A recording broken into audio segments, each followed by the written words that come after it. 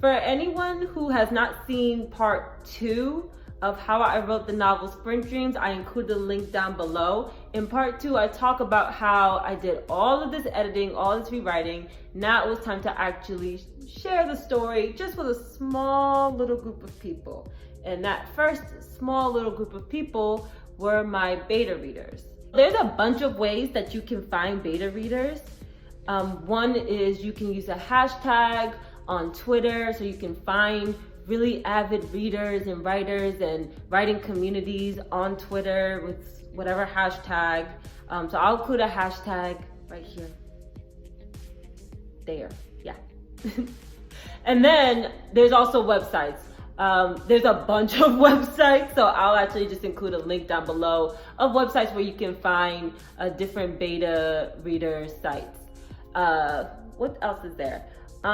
Just local writing communities as well. If you are part of a writers organization, which I strongly suggest that you become a part of one, you can find beta readers there as well. Some websites, some organizations, you may be required to be a beta reader yourself. So if you don't have the time to be a beta reader for somebody else, maybe those sites aren't great for you. And then if you're somebody like me who is just very nervous all the time, it's nerve-wracking, the idea of putting your work on the internet for some stranger that you've never seen before read your stuff. If that makes you a little uneasy, then maybe online also isn't the thing for you. So what I did is that I used my personal contacts, my personal network to find my beta readers. But there are still some key things that you should keep in mind when you're looking for a beta reader, test reader. I'll probably say test reader for the rest of the video, so don't get confused. So some of the things you want to look for in a test reader, you want to make sure that they are active in the reading and or writing community. So that means that they are people who enjoy reading. Okay, if you ask somebody who doesn't like to read, they're going to look at it as a homework assignment, and it's not going to be enjoyable for you to reach out to them, and they're not going to enjoy the manuscript as much as you'd hoped. Ideally, you don't want people super close to you, because although your friends and family may love to help you, they're still your friends and family, and they don't want to hurt your feelings. So they may not give the exact criticism that you may need. So you need to be wary of that. They need to be people in your genre or people who would be in your target audience, because of course, that's who you're sending it out to. But then you also may want to consider people not in your target audience to see just how mainstream your story can be. I'll talk more about that when I talk about how I found my first editor. So I'll talk about that later. Now, after sending out text messages and Facebook messages, asking people about whether they would like to be my beta reader or not, I ended up with 4 people who ended up being my beta readers. Yeah, plural. And that's a small number, actually. Ideally, you do want about 8-ish to 10-ish people. But 4 were honestly the number of people who reached back to me. And also, printing these out were expensive. I did old school Office Depot, and to print one manuscript out is about $30 for me. So just for budget reasons, I stuck with the lucky number 4. But 4, it means stability. Okay, so 4 is a good solid number, you know?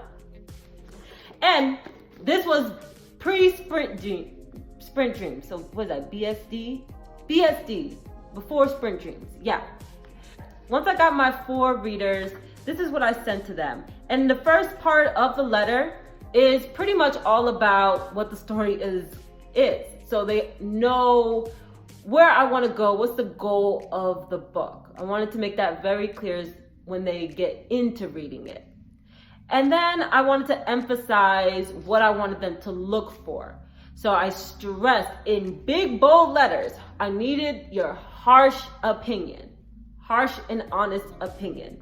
because you do not want a whole bunch of this is fantastic, wonderful, and then when you get to Amazon reviewers or Goodreads reviewers or whoever's reviewing your book that's not part of your circle, you do not want them to say this book is trash, okay?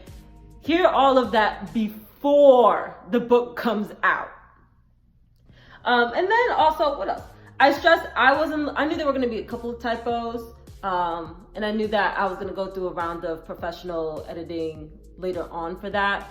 So I stressed that I don't want them hanging over the typos and not looking at the overall story. I wanted them to look at the overall story. In fact, I even gave some questions that as examples of what I wanted them to look for. So was the story overall engaging or did sections drag? And I'm so happy that I asked that question, because I had a couple of readers tell me, yeah, the beginning was a little slow, and there was one section about school that took a little long to explain.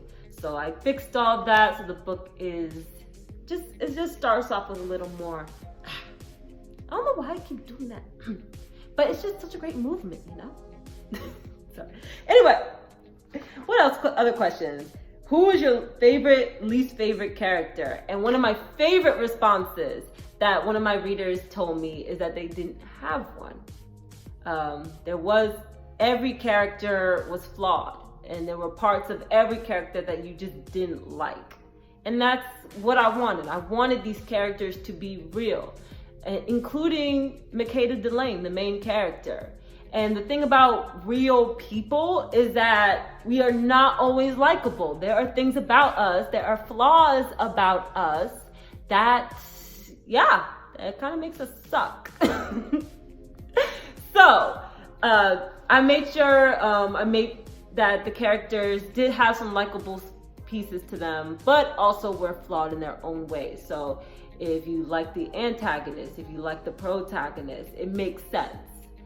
And it just kind of is more on who you connected with and whose flaws reflected your own flaws. What else is there? And then the final piece, very, very, very important part, is that I gave a deadline, because everybody takes their own time in reading something. So you want to make sure that if there's a certain time frame that you want the book to come out, you want to make sure you get all of the input from your beta readers around the same time frame, so that you can continue on reaching out to agents or doing more edits or things of that nature, or just making your deadline, you know? So this last bit is why I liked each one. So 2 were athletes, professional athletes, and then the other 2 were not athletes and did not do a sport in college at all. So that was sort of my way of reaching out to people who were directly in my target audience, so collegiate athletes, athletes on that higher level, and for people who were on that broader range of my target audience. So people who didn't do a sport in college, or maybe who never did a sport. And I wanted to see, was my story still relatable to these groups? And the answer is yes. So I was very, very, very happy for that. So whether you're an athlete or not, Sprint Dreams is a book that you can connect to and that you can relate to. So just to recap again what I talked about with beta readers, make sure it's people within the reading and writing community. Make sure it's people within your genre, but if you want to branch out, that's fine too. There are plenty of websites and communities for you to reach out to when you are looking for a beta reader. And make sure you have a letter included in your manuscript when you send it out, whether it's online or whether it's hard copy, so that the readers know what you're looking for and if there is a deadline. Aside from that, beta readers, like I said, are very important, and I strongly encourage anybody who is looking to write to have a beta reader or a test reader. Okay?